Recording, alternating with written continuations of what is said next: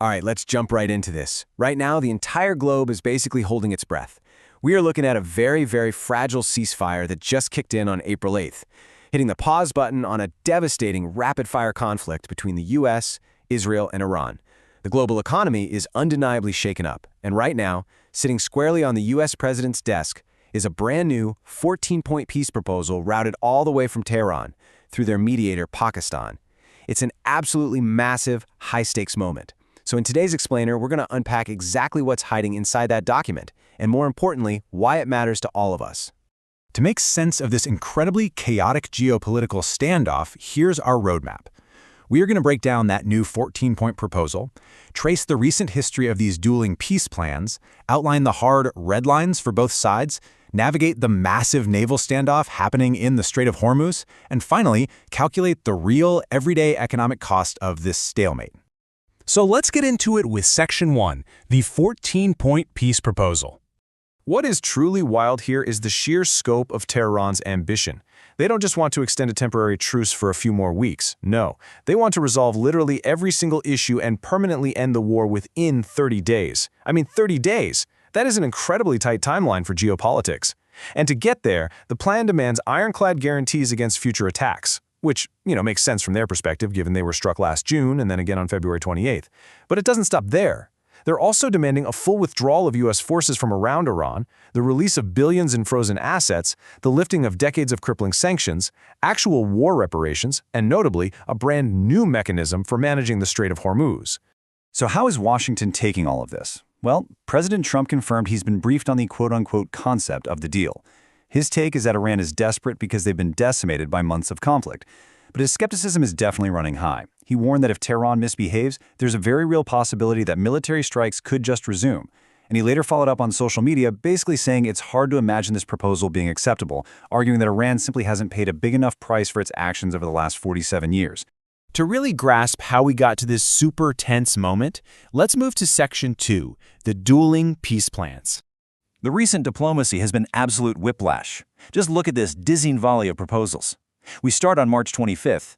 The U.S. drafts a 15-point plan asking for a one-month ceasefire. Iran rejects it, worried a temporary pause just gives the U.S. and Israel time to regroup. So they counter on April 7th with a 10-point plan. Trump calls it significant but says it's not good enough. Literally the next day, April 8th, the current ceasefire officially begins. Then, mid-April, Washington backs a 9-point plan looking for a 2-month truce. And that brings us right to the present. Iran responding to that 9-point plan with the 14-point permanent peace proposal we just talked about. It is an exhausting diplomatic ping-pong match, to say the least. Which naturally brings us to Section 3, red lines and sticking points. What's actually keeping these two sides from just signing a deal? Well, when you put them side by side, the friction points are incredibly stark. The U.S. wants Iran to completely dismantle its nuclear facilities in Natanz, Isfahan, and Fordo, hand over all enriched uranium to the IAEA, and immediately drop their blockade of the Strait of Hormuz. Conversely, Iran is fiercely demanding its guaranteed right to enrich uranium as a signatory to the Non-Proliferation Treaty, alongside the complete lifting of sanctions and, of course, those war reparations. Look, these aren't just minor disagreements over paperwork. These are the core identities of each side's geopolitical strategy. The absolute biggest hurdle here is the nuclear issue. President Trump has drawn a very hard red line, maintaining an unyielding demand that Iran completely surrender its nuclear capability.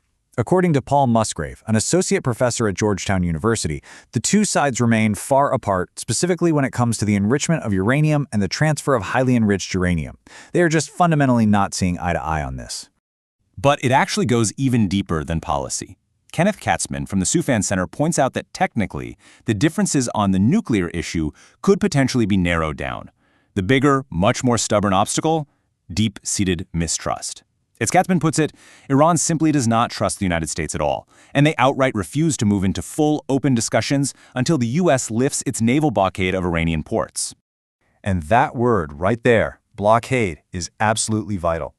Let's move to Section 4, the Strait of Hormuz standoff. This narrow little waterway is arguably one of the most critical geographic choke points on the entire planet. A staggering 1/5 of all global oil and gas exports pass right through here. So following the US and Israeli attacks on February 28th, Iran closed the strait. They created a de facto blockade, going so far as to drop sea mines. In response, on April 13th, the US slapped its own naval blockade on all Iranian ports to squeeze Tehran. So despite the ceasefire we talked about earlier, the naval war is essentially still playing out right now, with both sides capturing and intercepting each other's ships. Now, the rhetoric surrounding this whole naval standoff has been, to put it mildly, highly unusual. During an event down in Florida, President Trump actually described the U.S. naval blockade as a very profitable business.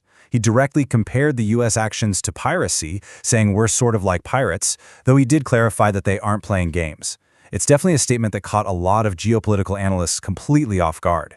And, well, unsurprisingly, Tehran's Ministry of Foreign Affairs instantly weaponized that exact quote. They fired right back, officially labeling the U.S. president's remarks a damning admission of piracy. It is just an incredible display of the rhetorical ping-pong happening in real time right alongside the actual physical military posturing on the water. To try and bring some order to this chaos, Washington is pushing a brand new initiative. It's called the Maritime Freedom Construct, or MFC. The main goal here is to build a massive naval coalition to restore freedom of navigation in the strait.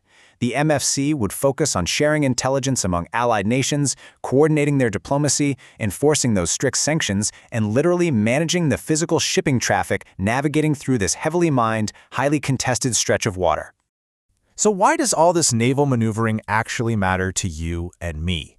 That brings us to our final section, Section 5, the economic cost of stalemate. This right here is the tangible, real-world impact of all this high-level geopolitical theory. Before this war kicked off in late February, Brent crude, which is the international benchmark for oil pricing, was sitting comfortably at about $65 a barrel. Today, it has absolutely skyrocketed to $111.29 a barrel. And you already know that kind of spike trickles down into literally everything. The cost of gas at your local pump, global manufacturing, shipping, food delivery, the whole shebang. And here is a totally fascinating twist to all of this. According to Trita Parsi over at the Quincy Institute, the U.S. naval blockade might have actually backfired from an economic standpoint. Parsi argues that before the U.S. blockade, Trump actually had the diplomatic upper hand because the ceasefire had temporarily eased the pressure of spiking gas prices. But by imposing a U.S. blockade on Iranian ports during the ceasefire, Washington basically took even more oil off the global market. Because of that, oil prices are incredibly higher right now during peacetime than they were during the actual shooting war. Plus, Parsi argues the blockade isn't even bringing Iran to the negotiating table. It's just completely blocking diplomatic progress. Which leaves us with this final, really provocative thought to chew on. The intelligence unit of the Islamic Revolutionary Guard Corps recently stated that the U.S.'s room for decision-making has narrowed drastically. They believe the current impasse forces a binary choice, either commit to an almost impossible military operation to clear the heavily mined Strait of Hormuz or accept a quote-unquote bad deal with Iran. So I'll leave you with this question. As that 14-point proposal sits on the Oval Office desk and global oil prices continue to soar, will diplomacy somehow prevail before this 30-day clock runs out? Or are we just watching a brief intermission in a much, much larger conflict? Thanks for joining me on today's Explainer. Keep your eyes closely on the strait.